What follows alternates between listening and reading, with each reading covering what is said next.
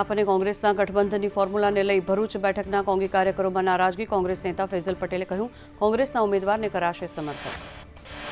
વડાપ્રધાન નરેન્દ્ર મોદી આજે વારાણસીની મુલાકાતે 13,000 કરોડના વિકાસ કાર્યોની કાશીને આપશે ભેટ. બનાસ ડેરીના પ્લાન્ટનું પણ કરશે ઉદ્ઘાટન. રાજ્યમાં ઠંડીનો ચમકારો યથાવત રહેશે. તાપમાન 20 ડિગ્રીથી નીચું નોંધાયું. અમદાવાદ 15.1 ડિગ્રી, ગાંધીનગર 14 ડિગ્રી લઘુત્તમ તાપમાન. ઉત્તર ભારતના પહાડી વિસ્તારોમાં હિમવર્ષા. કાશ્મીર, હિમાચલ, ઉત્તરાખંડમાં સતત બરફવર્ષા. જમ્મુ શ્રીનગર હાઈવે સતત 3 દિવસથી બંધ. જમ્મુ કાશ્મીરના ગુલમર્ગમાં હિમસ્ખલન થતાં 3 વિદેશી પ્રવાસીઓ ફસાયા. એકનું થયું મોત. 2ની શોધખોળ શરૂ કરાઈ.